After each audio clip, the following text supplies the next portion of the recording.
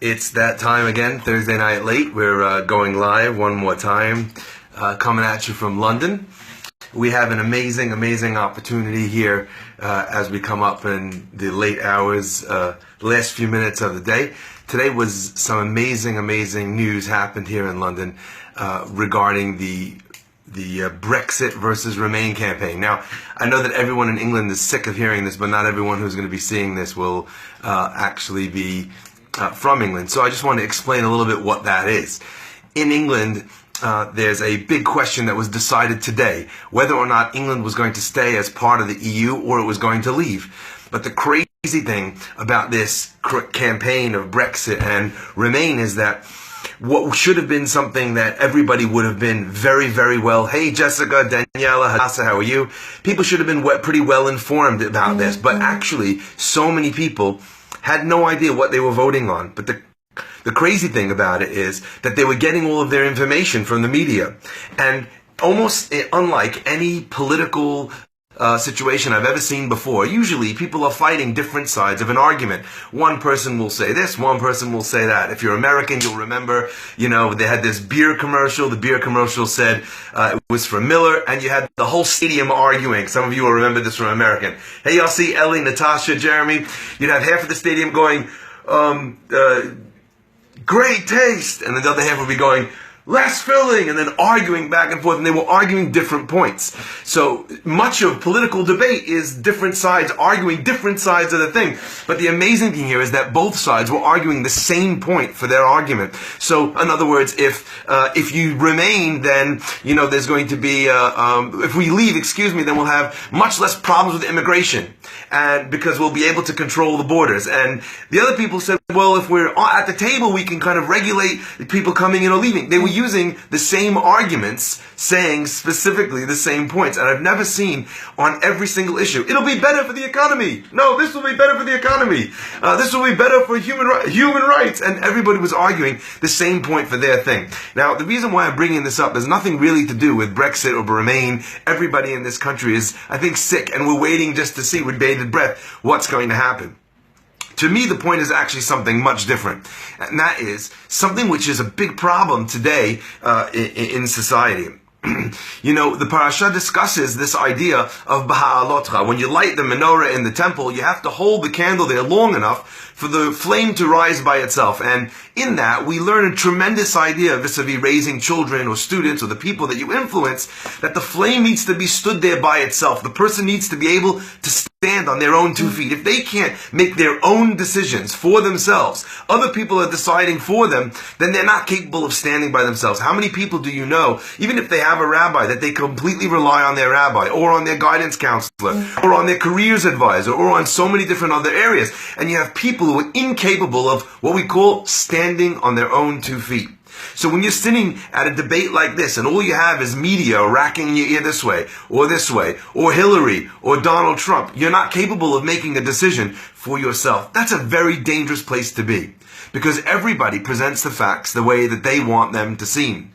How does someone work on this idea, being able to think for themselves? How do you get out of the trap of relying on other people's ideas for you? What's the secret to that? So I want to just share one concept, and that is as follows. Number one, ask yourself, if I was being cynical, the person who's telling me this idea, the news reporter, the politician, what do they stand to gain if the facts are the way that they would choose to present them? That's number one. The second question I would tell people to ask is, what way or what do I want the answer to be? Today, I got a message from someone that I really am close with. One could even say family. And he said something very touching to me, and it was quite difficult for me to hear. And I think on many levels, one of the reasons why, I hope he's listening now, why it kind of got me so upset was because there's an element of truth in it. And quite often we try and protect ourselves from the things that we know will hurt us or make us feel uncomfortable. So a second thing to look out for when you're listening to facts, especially if they're being presented at two different angles, is, well, do I want the facts to be a certain way? Do I benefit? Not only does that person, but do I benefit one way or the other? That's a second idea of being able to stand on your own 2 feet and make your own decisions. And the third one is having a really good friend. And I cannot stress this enough. A really good friend is someone that gives you advice based on what is great and best for you. They have They don't have their own self-interests at heart. They're only looking out for you. And if you have one or two people like this in your life, you're lucky. If you think you have 10, you're making a mistake. You don't get friends like that on that level unless they're quite close, because you need to invest in people who, in order to be able to get that kind of result out of them, that you can know that they have only your best interest at heart. And I think the Mishnah in Avot that says, Aseh lecharav, which means make for yourself a rabbi. Making is something in many ways that you can kind of fashion. You make for yourself a rabbi.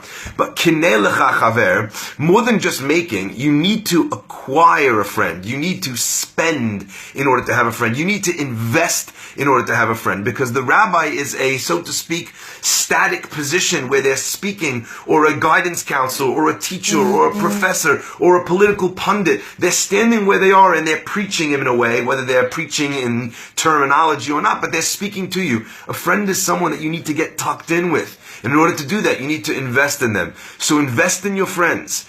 Check yourself and ask yourself if the advice that you're getting from somebody else actually is because they want the facts to be a certain way. And then, last of all, ask yourself if you want to see the facts one way or the other. Is there some sort of preconceived notion, or a bias, or racism, or anti-immigration, not getting into it, that's guiding your decisions? And if you do that, then please God, you will find yourself standing on your own two feet, making great decisions. Ha'amidu talmidim harbe.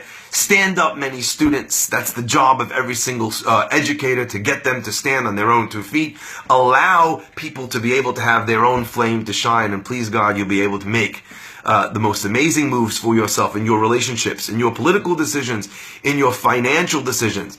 The other day, a man came to me and said to me that he had a company that he was looking at selling. And he said it's really difficult decision as to whether or not he sells the company. And I said, why? Isn't it just a question of money? And he said, absolutely not. And you know what? We're all talking right now on Facebook. Mark Zuckerberg is a man who has a lot of money. If someone came and offered him a little bit more money than it was worth, do you think he'd sell? At this stage, it's not really about the money. It's about the fact that he has a baby that he's invested in, he's built with his own two hands to be able to be this agent for social change. Today, it's about his dream. If we could get the little things, the unimportant things out of the way, and make the decisions about what we're actually talking about, then we'll make the best decisions for our businesses, for our families, and for ourselves.